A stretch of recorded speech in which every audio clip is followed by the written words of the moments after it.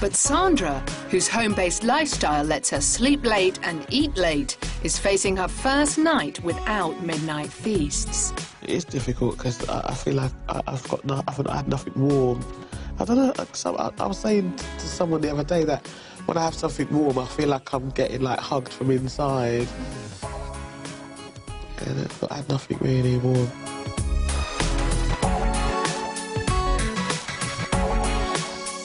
At 2:37, Tatiana finally throws in the towel, having consumed more than double her usual daily calories. But all that chowing down is paying off. Sandra's diet is excessive, but it's helping Tatiana to discover new foods, and this will enable her to enjoy a much healthier and more varied diet in the future. Dr. Jessen wants to make sure Tat keeps up the good work. He's hoping this criminal lineup will make her face up to what her diet is doing to her body and encourage her to embrace food more readily. The pale lines on her hands indicate a lack of iron and possible anemia. Women who undereat, their periods often stop completely, and it's a sort of attempt for your body to preserve whatever nutrients and iron it can. Then that'll affect your fertility.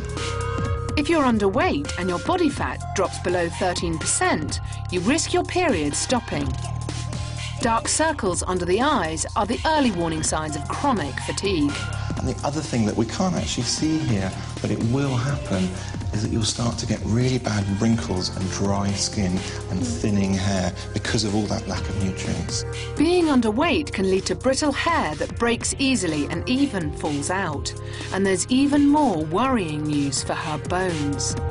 Being so light, you're not putting any stresses on your bones at all. You're at such an increased risk of damage to your joints, damage to the ligaments and the tendons, and also fractures of your bones. You're not taking in enough calcium, so your body will remodel your bones. It'll take away the minerals in them and make them really weak. If you're underweight and malnourished, you're at increased risk of osteoporosis, a dangerous condition of fragile bones normally associated with the elderly. I completely agree with what you're saying. I mean, there isn't really much I can say about that. What can we do about it then? One simple thing. Make me eat more. Make you eat more and eat properly. And all of these things, everything that I've talked about here, will correct itself. OK? Day 2 of the swap, and Sandra's cooking up another feast for lunch. West Indian rice with pork in onion gravy.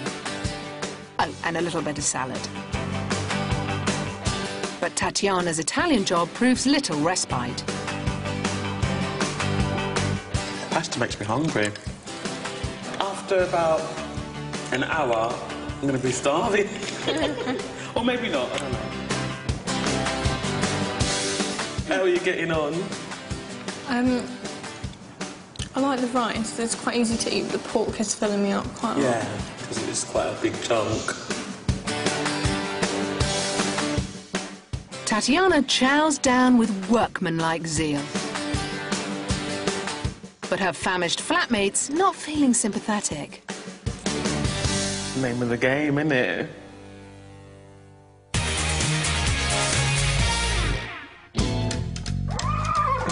They're over the first hurdle, but this lot are still at rock bottom. I'm in Nottingham with my flabby-bottomed brigade, and I'm about to reveal the arsenal I've got in store for their asses. Ladies, I wanted to get you real horses, but I'm afraid the insurance wouldn't cover it because your asses are too big. So, ladies, take a look at these little beauties.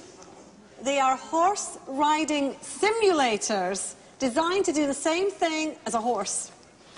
So your bums will be just fine, so I don't know what you're waiting for. Get straddling. Oh, God. How did you do it? Stick your legs out. Saggy bottoms are one of the most common reasons people start exercising. The muscles in the bottom, the gluteus maximus, are the largest in the body. The makers of these horsey riders, costing £399 each, say that the effort to keep your balance is what will tone muscle and burn calories. So a daily half-hour session can lead to a half-inch rear reduction every week. But what's the verdict on all this horseplay? Yeah, I can feel it already. It's all down. Yeah. At the bottom of your back and at the top of your butt. Bottom, yeah. Right, you can feel it. Yeah. Do you feel that this will do your bum some good? Definitely. How do you know? I can feel the tingling now in my butt Right. and the tops of my thighs Right. and my stomach, and hopefully it'll do my chin as well. How does it feel? It feels fantastic. Does it? Yeah, Can you it feels describe really good. it? So, I'm hoping the butts are going to go from this to this.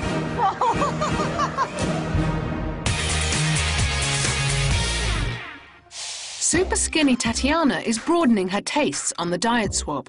The 19-year-old grew up in Portugal and turns her nose up at any food that isn't homemade. Tat explains to Supersize housemate Sandra how her overseas childhood has shaped her eating habits. I don't know, I think I eat a lot more food when I'm in Portugal because I prefer the food and I prefer the type of food, yeah. Like about 2 months ago I went on holiday to Portugal and I feel like when I go there I do feel like I put on a little bit more weight than I would here, but as soon as I come back to England I'll go back to like this again. Unlike Tatiana, Sandra's family life has always revolved around meals and food-filled occasions. This is Mum's kitchen. As you can see, there's a lot of food on Christmas Day. Yeah. We do this quite often, really. Like, Mum will just decide one day and she'll just, you know, just start buying a whole heap of meat and stuff, and loads of people come round. That's just a traditional thing. But Sandra's eating has not always been a happy event. Losing her baby son 3 years ago saw Sandra spiral into an eating-filled depression. Couldn't sleep, I was just like so down, I couldn't really do anything really, to stop living. Yeah. And I think it even got to a point where I didn't even care if I put weight on, I didn't even care. So did you eat more after that then? Yeah, I just ate more. As well as changing her diet, Sandra also offers a challenge to Tat's stereotypical ideas about fat people. I just didn't really think that overweight people would have a reason for it. I just thought it just sort of like came on because they started to eat more. But there was obviously a reason for it, so. Sandra has broken through Tat's fat assumptions, and now she's breaking through her diet too. And the constant food bombardment triggers Tatiana's appetite into action. Yeah, the first time in the last 2 days I've actually wanted to eat. Wow. With Tatiana hungry and appreciating taste for the first time on the swap, she's finally discovering a love of food that will help give her body the nutrients it desperately needs. It's cheesy coleslaw as well. It is, yeah. I love that. Tatiana has very little cheese in her diet. If you're cutting down on dairy because you think it's unhealthy, think again. Cheese will give Tatiana a much-needed and essential calcium boost, vital for healthy teeth and bones. Other calcium-rich foods include tin-boned salmon, Brazil nuts and spinach. Tatiana's getting some much-needed nourishment. But not all the new sensations Sandra's serving up are to Tatiana's taste. I hate cider. I can't eat any more of that. Wow, Piled up here. I know. But another night of Sandra's after-hours eating lies ahead, starting at 8 with leftover rice and a pork chop. Next, an 11 p.m. nibble of chocolate bars with a cup of tea. And a Sandra-sized snack of 2 pork sausages in a generously buttered baguette rounds things off at 1 o'clock in the morning.